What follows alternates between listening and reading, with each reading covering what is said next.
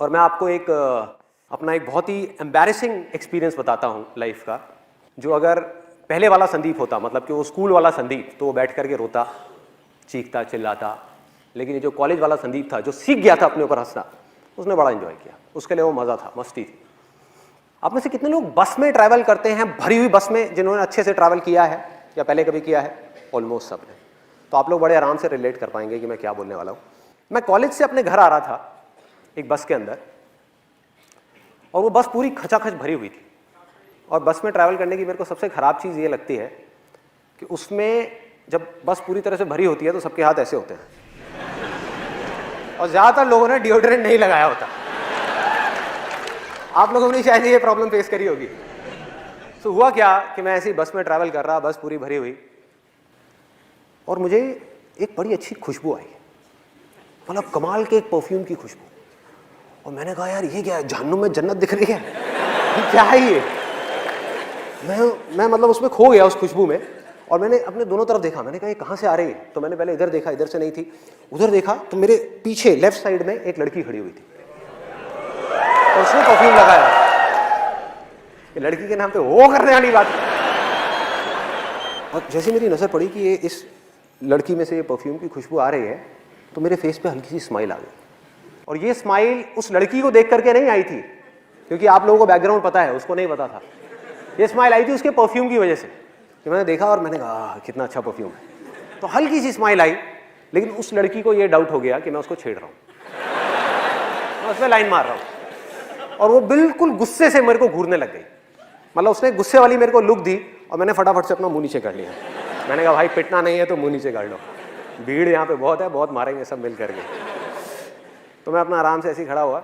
उसके 10-15 मिनट बाद में, गर्मी बहुत ज़्यादा थी, गर्मियों का टाइम था, और मेरे फेस पे पसीना आया। तो मैंने क्या किया, अपनी जेब में हाथ डाला रुमाल निकालने के लिए। अब ध्यान से देखो मेरा हाथ कैसा है, क्योंकि मैं आपको बता चुका हूँ कि मेरी उंगली मुड़ती नहीं है। तो मैं गया, मैंने जा करके अपनी जेब में हाथ डाला, रुमाल निकाला, और जब रुमाल निकाल रहा था तो वो उंगली जा करके उस लड़की के पैर पे टच हो गई। उसके पैर पे टच हो गई। आपने वो कहावत सुनी होगी, कंगाली में आटा गीला। बिल्कुल ऐसे ही कुछ मेरे साथ में हुआ कि पहले ही मेरी पिटने वाली हालत थी, और ऊपर से वो उंगली जा करके उसके पैर पे टच हो गई। मैं रुमाल लेकर के चुपचाप अपने फेस पे आया, और मेरी हालत खराब। मैं मन ही मन सोच रहा, मैंने कहा भाई अब क्या करूँ? दो ऑप्शन है मेरे पास में। एक तो ये है कि पलट करके इसको फटाफट से सॉरी बोल दूँ, लेकिन उसमें एक रिस्क है कि क्या हो अगर उसको पता ही नहीं है कि उंगली मेरी थी इतनी भीड़ में।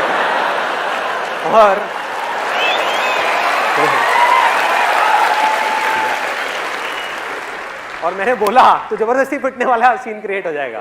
वो कहेगी अच्छा मेरे को उंगली मारी, तूने मारी? तो मैंने कहा भाई, तो मैं दूसरा ऑप्शन मेरे पास में ये था कि मैं चुप रहूं, आराम से देखता रहूं, मुंह नीचे करके ऐसे रिएक्ट करूं जैसे कुछ हुआ ही नहीं है। तो मैं सोच ही रहा था इन दोनों ऑप्शंस में से मैं कौन सा चूज करूं। इतनी देर में मेरे यहाँ पर राइट साइड में पीछे से किसी का हाथ आया, मतलब तगड़ा, जैसे सनी देओल का हाथ है ना, 2.5 किलो का हाथ, वो आया यहाँ पे, थड़ थड़ थड़ ऐसे करके। ओए, पीछे से आवाज आई, ओए।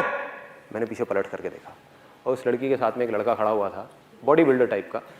अभी मुझे याद है, उसने ब्लड रेड कलर की टाइट फिट टी शर्ट पहनी हुई थी, और उसके जो डोले थे, मतलब कि उसकी बाइसेप्स, वो ऑलमोस्ट उस टी शर्ट को फाड़ने वाली थी। इतना तगड़ा बंदा वहाँ पे पीछे खड़ा हुआ था। उसकी हाइट होगी करीबन 6-6.25 फीट। तो मैंने उसको पलट करके देखा, और पलटते ही अब मेरे को समझ ही नहीं आया मैं क्या बोलूँ। अब बहुत देर हो चुकी थी, अब सॉरी बोलने वाली स्टेज जा चुकी थी। मैंने कहा हाँ जी। बस मेरा ये बोलने की देर थी, लड़की का गुस्सा और बढ़ गया। कहती हाँ जी, मैं तुझे बताऊं हाँ जी। एक तो मुझे पहले देख करके हंसता है, उसके बाद में टच करता है, और फिर पलट करके कहता है हाँ जी। तो उल्टा पड़ गया मेरे ऊपर, मतलब जैसे ही मैंने उसको बोला। फिर मैंने उसको समझाया, मैंने कहा जी I am very very sorry. अब मैं आपको किस तरीके से समझाऊं, आप देखो ये जो मेरी 2 उंगलियां हैं, आप देखो इन दोनों की शेप्स में आपको साफ फर्क पता लग जाएगा। मेरी जो उंगली है ये मुड़ती नहीं है, मैंने जानबूझ करके नहीं किया, गलती से हो गया है। तो उसके बाद में उस लड़के ने बड़ा कमाल का डायलॉग बोला, जो उसके साथ में था, मुझे नहीं पता वो उसका क्या था, बट उसने बड़ा सही डायलॉग बोला। कहता ओ हीरो। मैं कहा हाँ जी। और क्या बोलूं? मैं कहा हाँ जी। कहता है मेरा हाथ दिख रहा है, ये भी अगर एक बार पढ़ना शुरू हो जाए ना तो रुकता नहीं है, जैसे तेरी उंगली मुड़ती नहीं है। तो मैंने कहा भाई आज तो तू गया, आज तो पिटाई होनी पक्की है। फिर उसके बाद में मैंने जितनी मैं कोशिश करता चला जा रहा था उतनी ही गड़बड़ होती चली आ रही थी। और ऐसे में गड़बड़ क्या होती है कि यहाँ तक तो ठीक था, मतलब ये जो लड़का था और ये लड़की थी, इसको तो मैं फिर भी किसी तरह से हैंडल कर लेता, लेकिन ऐसे में क्या होता है, जितनी भी भीड़ होती है वो सब लड़की की तरफ हो जाती है।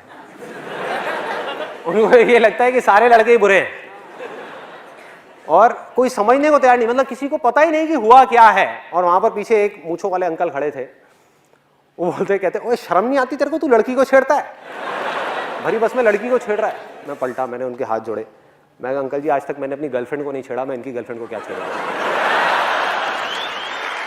मतलब मैं समझाने की कोशिश कर रहा हूं, मैंने कहा एक बार देखो तो सही, देखो तो सही। कहते गंदे गंदे इशारे करता है, चल साइड हो चल। मतलब कोई भी अपनी वाइफ की फ्रस्ट्रेशन, अपनी जॉब की फ्रस्ट्रेशन आकर के मेरे पे निकाल रहे, आकर के ले ले धक्के धक्के देते देते।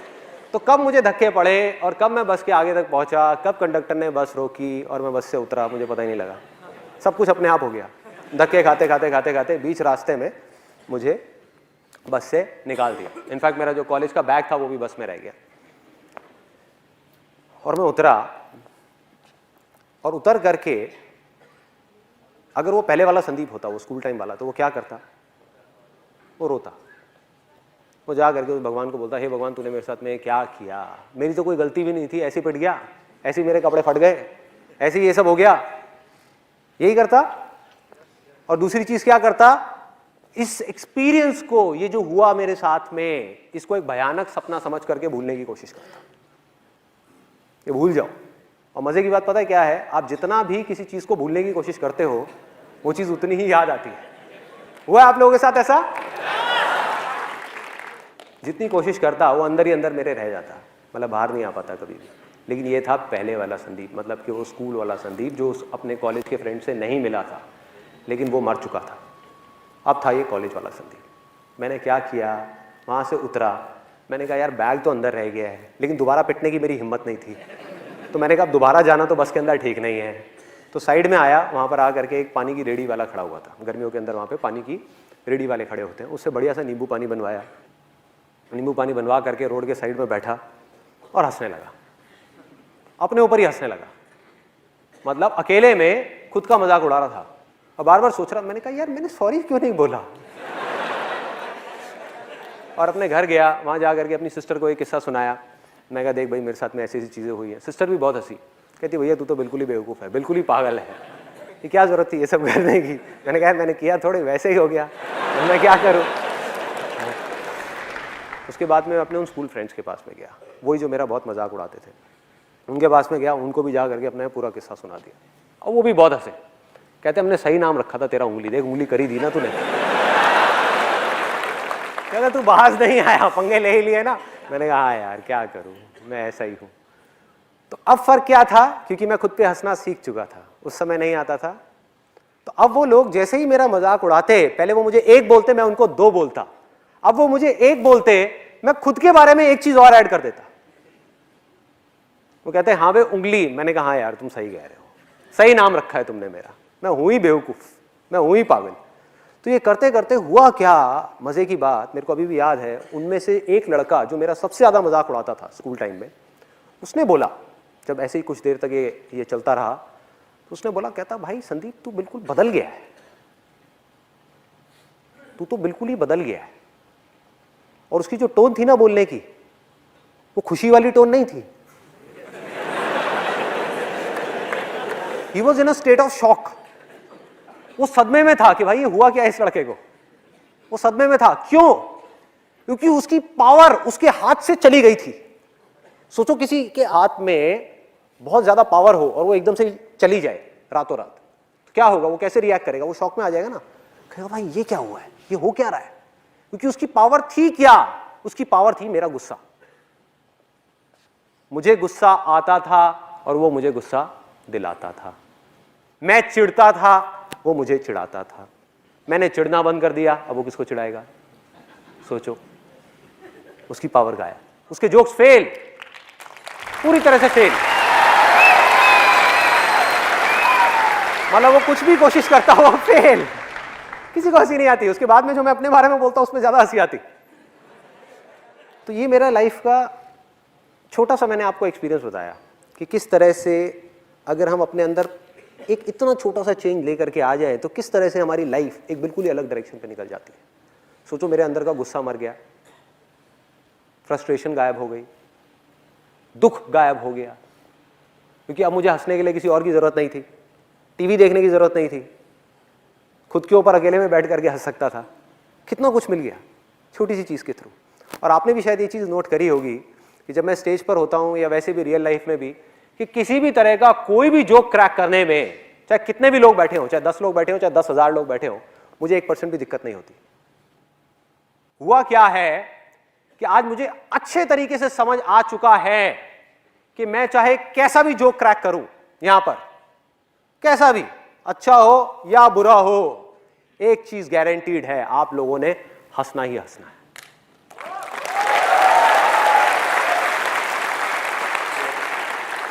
हंसना ही हंसना है, गारंटीड हंसना है। और ये मेरा कोई ओवर कॉन्फिडेंस नहीं है जो किसी इमेजिनेशन के ऊपर बेस्ड है, ये मेरा कॉन्फिडेंस है जो रियलिटी के ऊपर बेस्ड है।